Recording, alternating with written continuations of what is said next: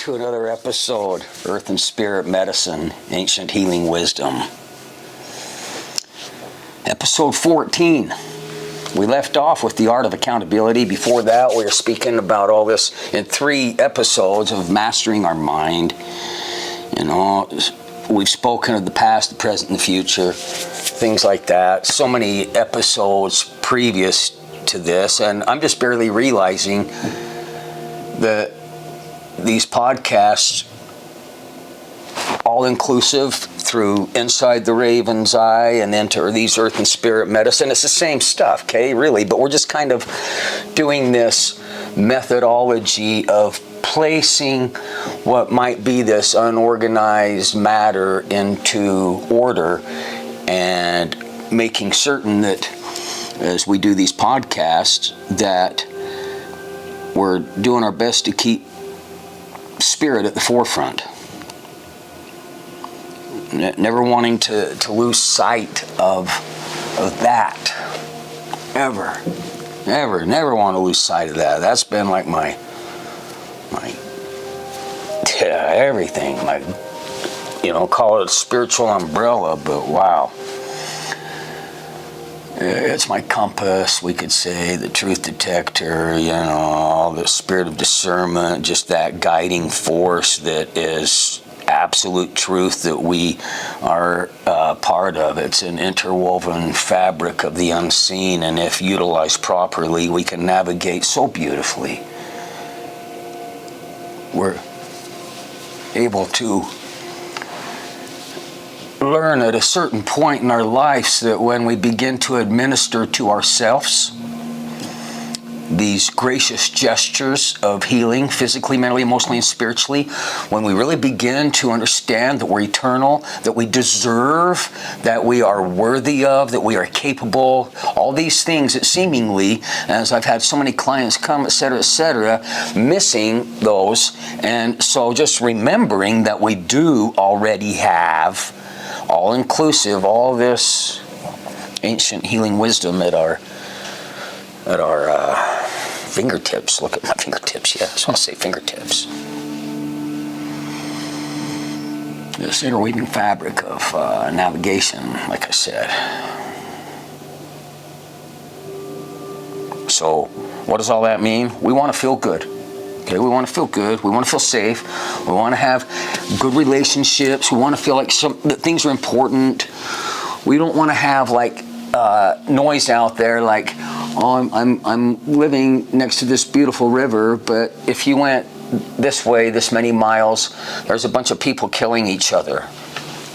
So how do we, is it avoidance? Is it just move on, live our lives? It's not like we need to say, hey, how do we take care of the masses? Like I said, hey, the greatest thing is to gesture this to ourselves daily and moment to moment.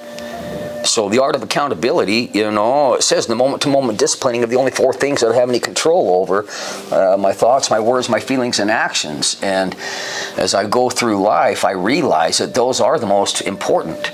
That's the makeup of all this. And man, can the thought process, it is so amazing to me that me, however it works in this thing about me allowing my thoughts to have some sort of dictation over the way I feel. That's bizarre.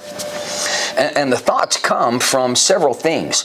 The internal searching through archives to find familiarization to the things that are going on around us so that we can feel like, okay, it's making sense. Or when we get those feelings of something's wrong, something doesn't feel right. And then when we actually just say, oh, or other people say, oh, and we dismiss, and we find out that that was really a true feeling. See, so how do we get to all that without spending too much time? How do we get to that today? How do we get to this place of, hey, I'm willing to be so loving to myself.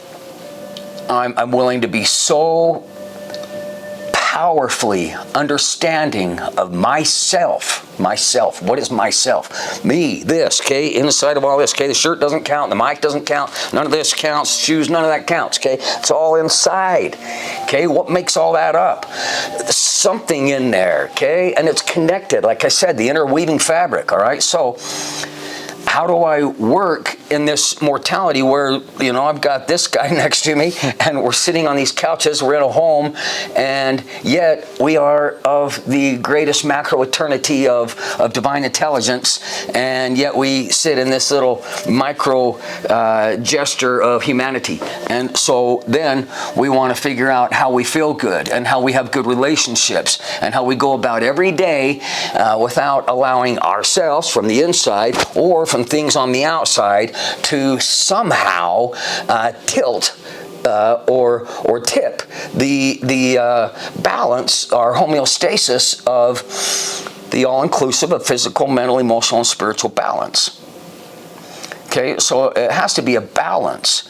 But the spirit part, that's like the access or something.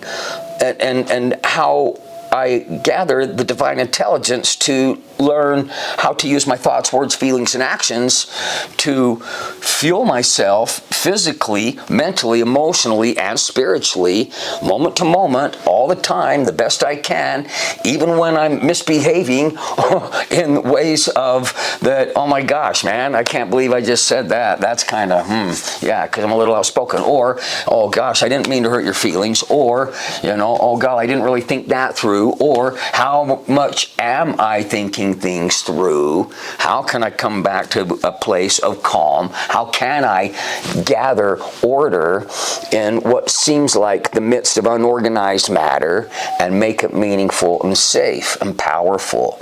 And when I say powerful, I don't mean go be a success on Instagram or TikTok or something like that. I'm talking about when you're a master in self, it doesn't matter what else is out there. It doesn't matter what environment you end up in. You know the priorities, okay? Because the exchange of money in some places might not be the exchange of love, see? And when you have the exchange of love, the exchange of we are all of the same, okay, that is up at a higher level than that monetary exchange. That puts us where we don't think that we are indifferent.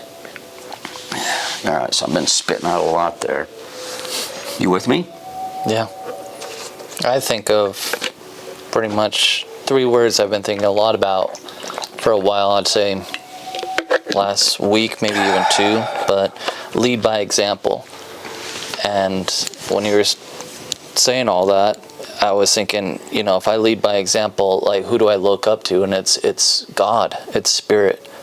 They're like that perfect form of lead by example to me, because I always get reminded so many times where I slip up or I get angry about those outside influence, the arrows, the people. And if I'm going to lead by example, Spirit is always telling me or reminds me after, oh, why did you do that? So I'm constantly being reminded about being a good example, because I think I look up to Spirit in that way. They're the ones who are my guiding compass, like you said, to do the right thing, because they're giving a good example constantly to me. Okay, so I'm wondering, can that be a little disappointing? Let me explain. So here we are. So a scriptural reference would say, and be ye therefore perfect, even as I am, even as my Father is, okay, for example. And then if we look at that like, oh, be ye therefore perfect, even as, okay, so that's a tall order to live up to. So they're leading by this perfect example, and yet we sit down here in this mortality. So can it be a little disappointing, you know, when we're trying to live up to this, the most, the perfect example of lead by example Spirit, and yet here we are where we can stub our toes daily, so to speak. What do you think of that? Can it be disappointing? Definitely, but I think that's also what I learned from you is grab the golden nuggets out of it, so you don't have to live a depressing life and constantly trying to. So it is, I guess that's a choice. And so for me, I have, but then I get reminded again, get up, put on your boots, and get back to work. So it's not to say, but I had to learn that. I had to learn that the hard way, and I think we all do. So I guess, yeah, it just depends on how we look at it. And so can it be motivating then? Yes. Yeah. So Yeah. disappointing, motivating. You said all that just then. Yes. Yeah. Okay.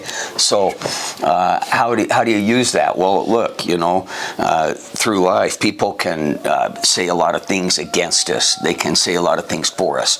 But the determining factor is what we say. Okay. I'm the one that has to dictate my value. If I leave my value up to my external environment, anything and everything out there, yes, people, etc. Okay, to dictate who I am, what I'm about, or if there's meaning to it, or lower than, higher than, or any of that. Okay, but inside, I go in there, and then that becomes the equilibrium. Everything becomes the same. All right. So like the past, the present, future, motion, space, time, all those things we talked about. All this is like one big sphere, one big circle, one big floating ball, if you will, of ourselves. And yet then we're all in that, like the trillions of cells in my body make up this. So I just do my best to think about how, and we'll just say this for a minute, in this idea of leading by example, and why I'm saying take the time, or create the time, or make the time, or do it no matter what. This fueling yourself physically, mentally, emotionally, and spiritually, no matter what, never stop, no matter what, in whatever ways you can, never stop, no matter what happens in your life, no matter how defeating, disappointing, as I start spitting, it might be, then you know what? You've got to understand that can be the greatest motivating factor that there ever is, because there's more. There's more inside. It's a never ending. You go in here, and then you're out here in the farthest imaginary place, whatever that word is, where you can grasp hold of that divine intelligence. And it's like that's where we really live. Okay, so that's why people say go find your happy place. But really what it is stealing yourself, S-T-I-L-L, stealing yourself this fast. Boom, I'm there, okay? Just like that, okay? You got to be able to steal yourself that quickly in all these situations, and come to understand in that place of physical, mental, emotional, and spiritual, and in that way of balancing and prioritizing that sometimes we might have a little pull in the physical. I saw a story recently about a gentleman that was very overweight, and it's very inspiring to see someone who is sticking to something. And his something was that a year or so ago, when I saw him starting this journey, he said, I'm going to do this no matter what. And wow, when you see that, when you can fast forward into what he took out of unorganized matter, made it into something, what he already saw, he became that far later.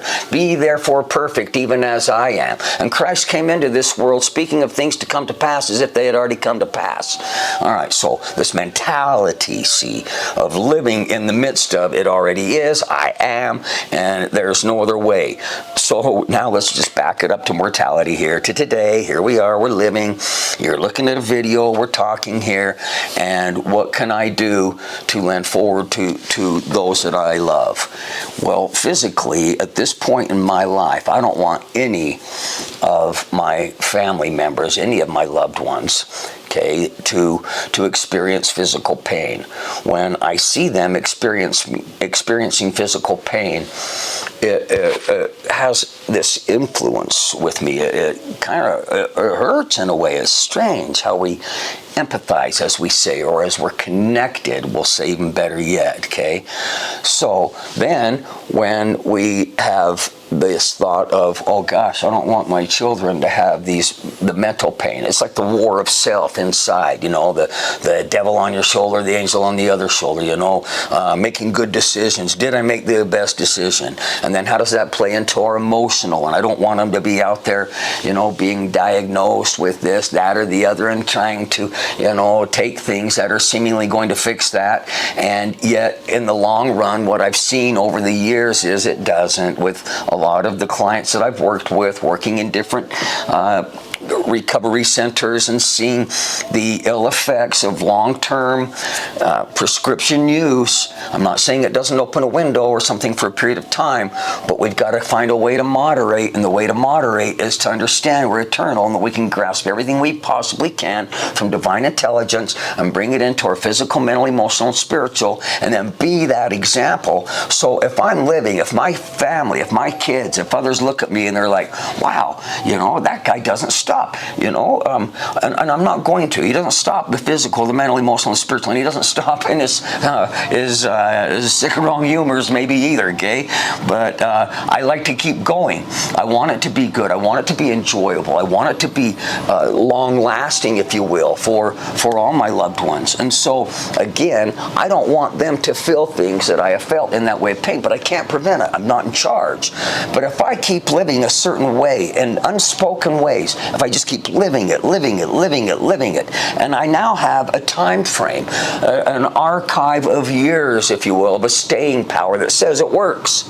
It works. Look at the decades, okay? It works. It just works.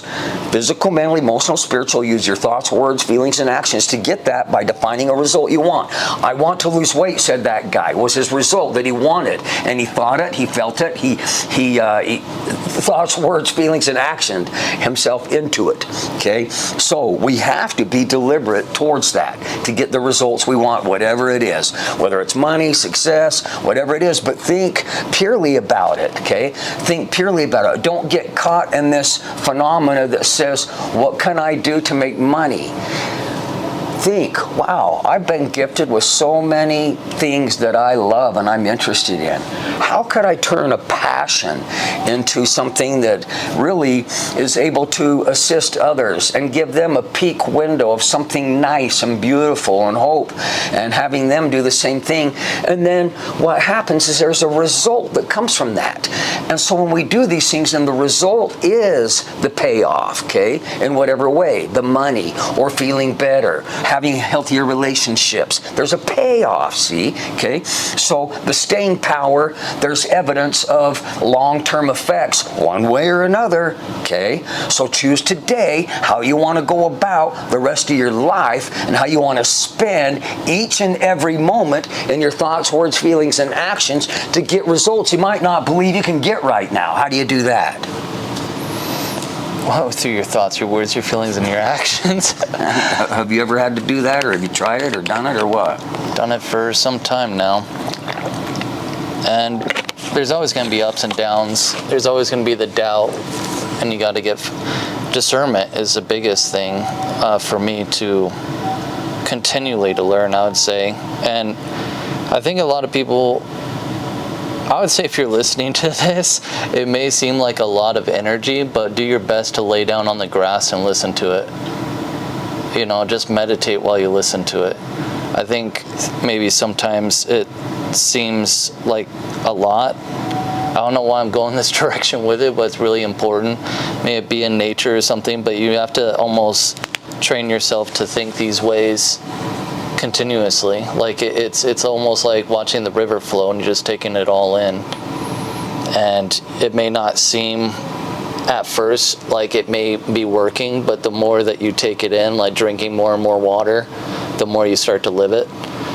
And so, yes, it may be intense in times, but that intensity, let it be your meditation, is by all that energy that your workout, your reading, your everything becomes a natural flow state. So you just do it every single day.